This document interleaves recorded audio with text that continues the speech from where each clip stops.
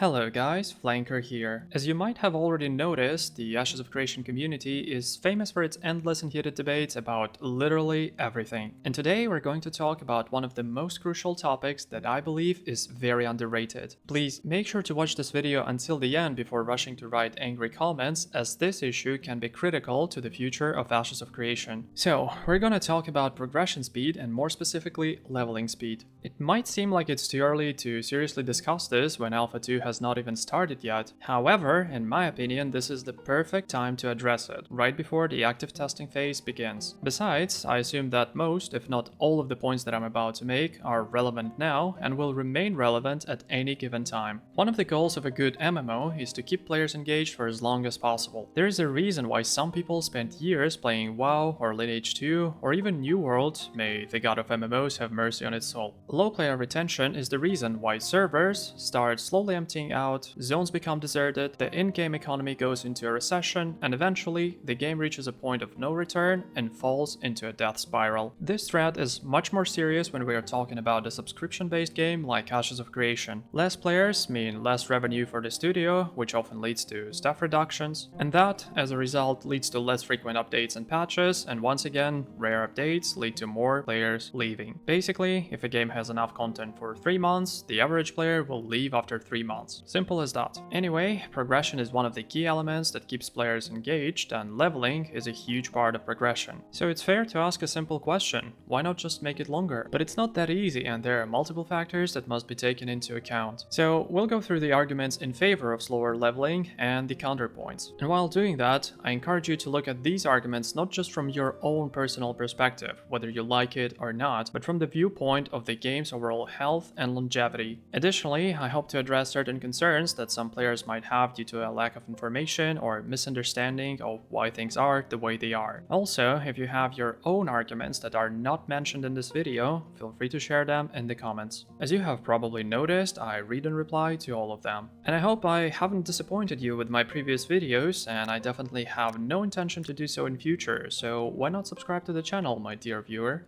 So, how long would it take to reach the level cap at this point? According to Steven, if you play 4 to 6 hours a day, it would be approximately 45 days, which is basically around 225 hours. Since alpha and beta phases won't be under NDA, I assume there will be plenty of guides on YouTube showing how to level up even faster. But for simplicity's sake, let's round it to 2 months. Also, let's keep in mind that the biggest influx of players in Ashes of Creation is likely to happen at launch. So, what conclusion can we draw from this? Well, basically, after 2-3 months post-launch, the only relevant updates for the majority of players will be those focused on endgame content. Moreover, from that point on, the devs will essentially be forced to prioritize endgame related updates. Because if the majority of players has reached the level cap and got bored, they will either switch to other games until the next update, or just leave for good, right? Additionally, I have a follow-up question. If updates are released as frequently as they are planned for Alpha 2, which by the way is quite optimistic, will they have enough content to keep players engaged until the next patch? From what I've seen in other games, this doesn't happen often, and players tend to drop off gradually regardless. Based on this, I can state the first argument in favor of slower leveling. Low and mid-level content will remain relevant for a large part of the player base for a longer period of time. This also gives developers a reason to add new content for those levels instead of focusing exclusively on endgame content. The Hidden Daggerian wrote a forum comment related to that as well, and made another good point. It will give the developers more time to add content and address any issues that arise as players gradually reach max level in waves, thanks to the slower progression. When the first wave of hardcore players hits the max level and encounters potential problems, it's better for that to happen with a smaller group, not half of the server reaching the max level all at once. And this makes perfect sense as well. The official launch might be a bit chaotic, because if something can go wrong, then usually it will go wrong. And there is a good chance that the devs will be focused on fixing bugs and dealing with various other issues during this period. So essentially, slower progression will also buy Intrepid more time to deal with that, and then focus on additional content.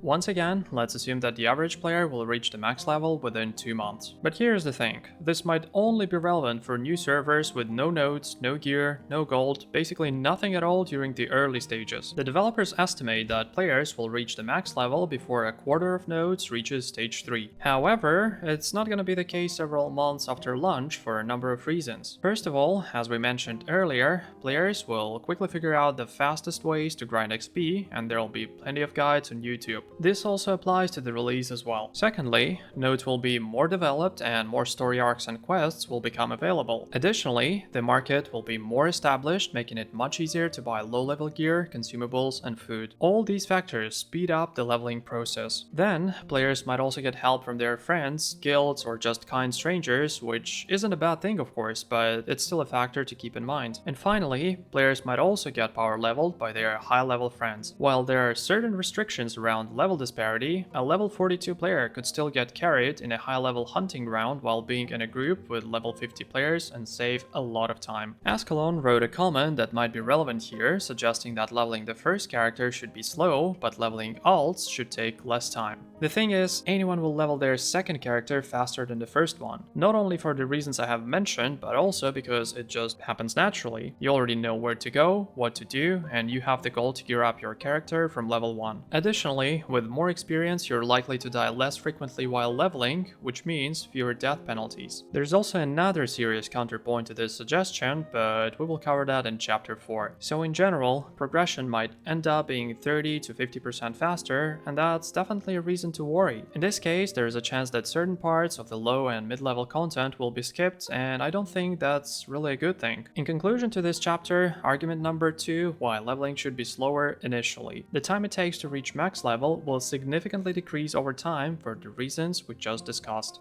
Like many modern MMOs that mostly have fast progression, Ashes of Creation philosophy is to create a world where every milestone feels earned. The more time it takes to level up, the more opportunities the players have to interact with the evolving world around them and all in-game systems. Additionally, it offers more time for players to make calculated decisions regarding their role in the economy, politics, and social organizations. And I don't even mention a simple and obvious fact: if something is easy to achieve, it holds little to no value. Would you impress anyone in New World or WoW community by saying you have a max level character? Well, probably not, but in Lineage 2 Classic you'd be a star because reaching the max level took 2 to 3 years. And don't say that. Yeah, and Flanker has got fucking Lineage 2 brain rot. This is just an example, and I'm fully aware that Lineage 2 was somewhat of a niche game that is definitely not for everyone. And of course, I'm not suggesting that reaching level 50 in Ashes of Creation should take 3 years. However, the history of Lineage 2 shows a clear and simple trend. The standard servers with X1 raids stayed active for years, while servers with raids like X5, X10 and above usually lasted several months at best, even though players were playing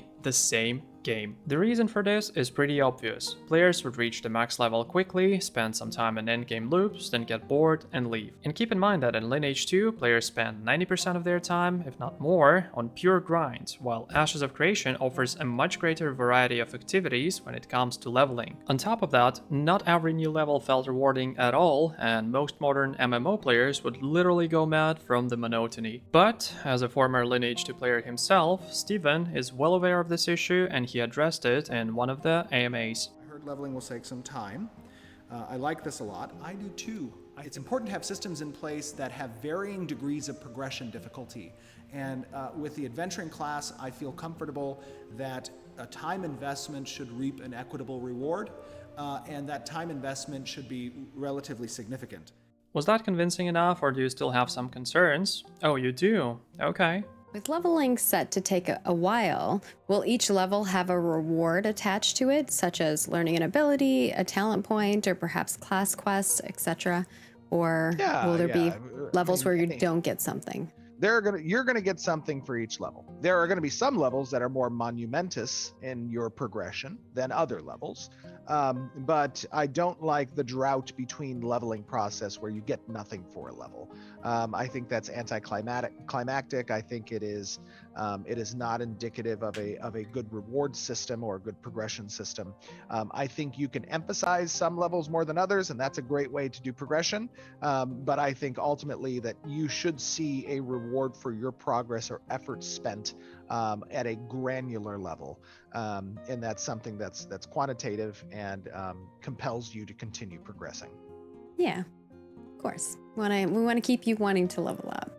Yep. Hand on heart, answer this question. Do we really want Ashes of Creation to follow the same fate as a high-rate Lineage 2 server, especially after waiting for it for so many years? And after that, ask yourself this: do you want to play for a few months and then move on to another game, or would you prefer Ashes of Creation to captivate you for years, like any truly great MMO should? So, in conclusion to this chapter, longer progression makes achieving a new level or any other milestone far more rewarding and delivers much more dopamine that we all crave. Oh, by the way, you're still watching this video, right? Why not hit the like button and subscribe? Thank you in advance, and let's keep going. So, do you guys remember Ascalon's comment suggesting that the leveling of alts should take less time? This might become an issue at some point. In a game like New World, alts don't play a significant role, and having multiple characters on the server isn't much of a problem. However, in Ashes of Creation, the situation could be quite different. One of the game's core pillars is player interdependence, right? But the faster character leveling is, the easier it becomes to create alt characters who, for example, could have different artisan skills, reducing the need for interaction with other players. Moreover, this issue is compounded by the fact that progression within artisan classes does not directly relate to character's level. There are requirements that take into account dangers, locations, toolsets, and surveying options that are depending on adventuring level. However, if we take a closer look at the last part, we'll see that it mostly applies to gathering. In fact, nothing stops us from gathering on our main character while processing and crafting on our alt. In addition to that, here's another piece of puzzle. It should be expected that some artisans will have a significantly higher artisan level than their adventuring level. And also there is another important detail to consider, which is artisan gear. But currently the approach is you'll have artisanship oriented gear. This might be beneficial for your gathering, it might be beneficial for your processing or crafting or whatever it is, right? So, artisan gear for processing and crafting will exist as well. The key question here is, will artisan gear have a level requirement? Or will it be possible to have, for example, a level 1 character with Grandmaster skill and best in slot artisan gear who can engage in top tier crafting and processing? And if that's the case, I probably don't even need to explain the obvious outcome. It would undermine the entire concept of interdependent player relationships, causing the system to malfunction. And clearly, that's not how things should work. So, in conclusion to chapter 4, slower leveling will reduce the number of alt characters and prevent players from having a full cycle of gathering, processing, and crafting without interacting with other players.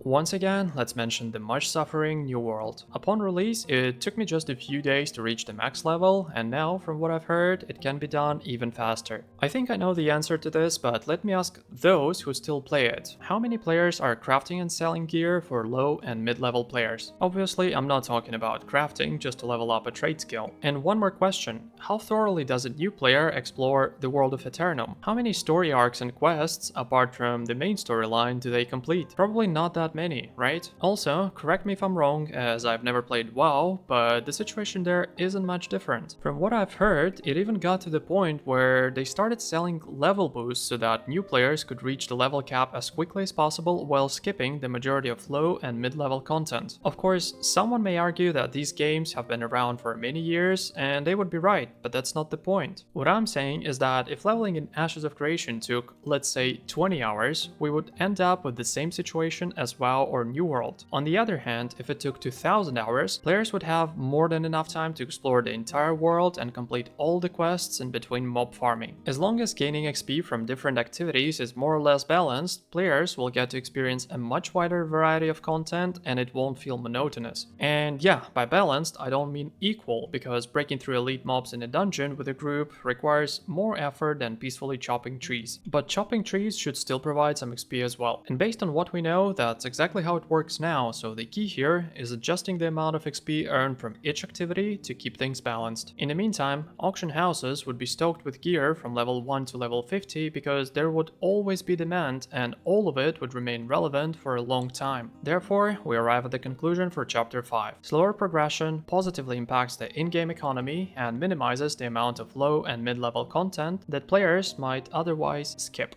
Alright, let's now take a look at the main argument against slower leveling. One of the most common concerns is the idea that casual players will be left behind. It's true that the average age of MMO players is increasing, and as time goes on, we have less free time. Additionally, casual players make up a significant percentage of the overall player base, and they can't be taken out of the equation. But first things first, let's acknowledge a hard truth. Casual players rarely reach the same skill level as hardcore players. Even if you take two equally skilled players, with one playing 3 hours a day and the other playing 9 hours, the end result would be obvious. And it's not just about reaching the max level. If reaching the level cap takes, let's say, 900 hours, a casual players will get there in 300 days, while a hardcore players will reach it in 100 days. By the time the casual player catches up in levels, the hardcore player has already spent 200 days improving their gear, enchanting, mastering PvP and PvE skills, and so on. As a result, hardcore players will always have an advantage over casual players, and I doubt anyone would argue with that, right? Now, when it comes to a game like Ashes of Creation, I have a firm belief that this will not be that big of a problem as it is in some other games. First of all, if implemented and adjusted properly, rested experience could be a great solution for casual players to avoid falling too far behind their hardcore counterparts in terms of leveling. So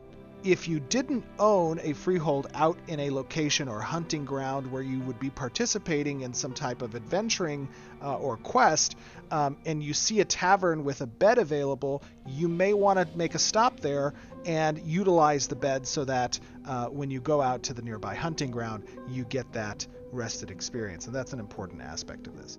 Secondly, the level disparity in Ashes of Creation won't be as critical as it was in other games. This was an issue in Lineage 2, and I genuinely hated it with all my heart, and I will let Steven provide more details about this.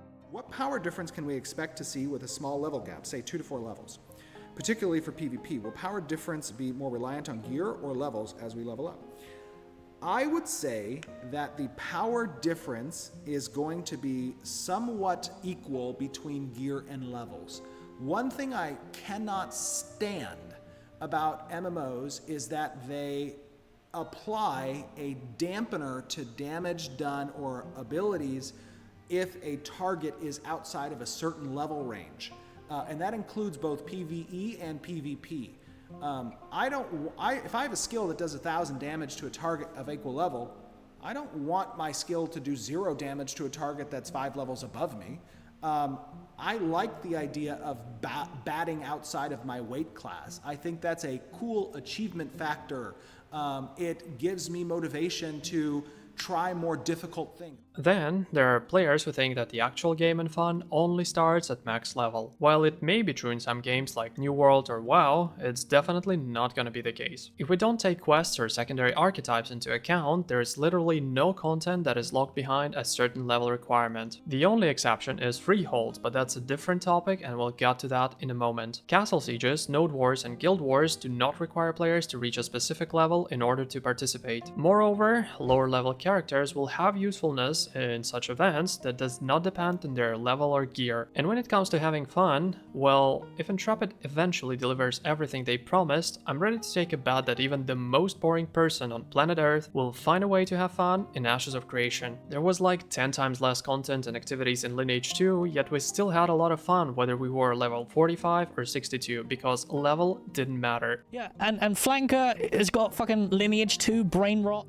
And it won't matter that much in our case as well. And yes, regarding freeholds, I feel like many players don't fully understand the whole concept. There is a widespread belief that hardcore players will quickly level up to 50, buy all the freeholds, and no one else on the server will be able to get one. Basically, that freeholds are reserved for the top 10% of players. Be honest, how many of you thought the same until now? In any case, it's time to deal with this question once and forever. That was, for a time, a lively debate on our design team about whether or not there should be a level gate, essentially from even preventing the potential for ownership. The reason why I chose to keep it at level 50 for now is because there are alternate systems that provide access at lower levels through permission setting, right? So it's one thing to own the home. It's another thing to access the contents and to continue progression. Let's say in the processing profession, you might want to gain mastery in. That mastery process leaves the nodes at around like level 30 in the leveling experience for a processing profession. And so one of the debates on the design team was whether or not we should reduce the level requirement down to level 30 so that there's a seamless transition from node-based processing progression and the freehold capability of progression. The reason why I think that there's never going to be a way to avoid rushing levels is because anytime you have a vertical power progression in a game, there is always going to be a reason to rush leveling.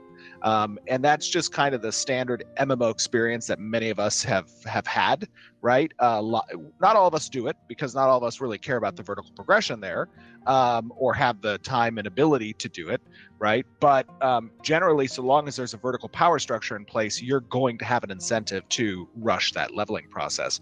And the idea isn't that you will need to rush leveling to 50 in Ashes of Creation in order to achieve a freehold, because you have to also remember that the world structure is what predicates the availability of freeholds. So as nodes come online, as nodes come online over time, people will reach level 50 before the last node has reached level 3. Right? Before even half the nodes probably have reached level 3, before even probably a quarter of the nodes have reached level 3. And as those nodes continue to progress and grow, those freeholds will slowly be trickling out to the populations, which gives time for the people that didn't perhaps, let's say, rush leveling to 50, still be capable of purchasing freeholds within those territories. And one other thing I would say is that there's a bit of a strategy when it comes to prioritization of what you're going to do in a game like Ashes. A lot of people will bolt to 50. They won't care about establishing their infrastructure. I don't know if you ever play like board games or any 4X strategy games, stuff like that, any resource management or action economy games. But oftentimes early in those games, you have to kind of make a decision, right? If it's like let's say it's like some type of, victory point structure, you sometimes have an option to get victory points. Or you can establish your foundation and you can start building up your economy and you can start building up your capabilities without going for the gold to start, because then you're going to slingshot once you have all that infrastructure in place and go for that level 50. Those are viable options because of the way that freeholds trickle out onto the server with the world state being progressed over time. It might be a smarter choice not to rush to 50, but rather to take your time establishing that foundation so that when you reach level 50 and the rest of the nodes are now progressing to the point where they can release freeholds, you will have the best possible chance of contending for that freehold because you spent the time early not to rush to 50, but rather establish that foundation. Like the aspect of this strategy is an important component of how you might achieve the freehold. The other thing to keep in mind is that, and this is something that I don't know if I elaborated on in the article or not, but there are bound currencies that exist within the game, right? And then there is the general currencies that's usually achieved through certificates and the ability to trade those certificates in to get gold that we've talked about in the past. But some of those bound currencies are like favor. These are points that you achieve doing some divine quest lines, participating in divine story arcs, or honor, which is like PvP-oriented unique currencies, stuff like that, right? The most common denominator of availability for freeholds through the auction is going to be through gold. However, there will be a sub-select of freehold options that are available in each node based on the node type that will correspond to one of those bound currencies in addition to gold. So what we do there is we kind of spread out the availability of freeholds to different play styles and different focuses. So the player that might rush to level 50 they might have an advantage when bidding on gold-based freeholds, but they may not have the advantage of the favor player or the honor player who is going to be progressing within those play styles, right? So the idea is that we're not reserving freeholds for the top 10% of levelers. We're reserving freeholds for the top 10% across the multiple different play paths that exist within the game. And this spreads out that ownership across different play styles. In addition to that, keep in mind that buying a freehold does not mean owning it forever. First of all, they can be sold to other players, which is another way of becoming an owner. Secondly, freeholds can also be lost by foreclosure for not paying property taxes or other fees. One player's loss is another player's gain. And finally, nodes can be destroyed if their residents lose a node war, and in that case, freeholds will suffer the same fate. And if a destroyed node is rebuilt and reaches the village stage again, players will once more have the opportunity to acquire a freehold. Knowing all this, are you still concerned that you won't have the opportunity to get access to a freehold? I hope I presented enough strong arguments in favor of slower leveling. However, no matter how logical this may sound, and I hope it did, we are unlikely to convince the entire segment of casual players that this is the way it should be. Moreover, there are indeed people who want to play Ashes of Creation for just a few months and then move on to other games. So, is there a solution that could satisfy everyone in this situation? Such cases are rare, but I would say yes, there is a relatively simple and technically feasible solution that we could easily borrow from the frequently mentioned Lineage 2. Yeah, and Flanker has got fucking Lineage 2 brain rot. And the solution is the following. Make progression slower by 2, 3 or even 5 times for the original version of Ashes of Creation, which would help to eliminate the problems that we have discussed in this video. Then, in the future, launch servers with higher rates for those who prefer faster leveling. This worked perfectly in Lineage 2 and in many other games with private servers. The only difference would be that the servers with higher rates in Ashes of Creation could be official. So, what do you guys think about this idea? I hope I've managed to clearly express my thoughts and concerns on this topic. I probably didn't cover all possible arguments in favor of or against slower leveling, so if you have your own, please feel free to share them in the comments. If you enjoyed this video, I would really appreciate a like and a subscription to my channel. I am Flanker, and I'll see you soon.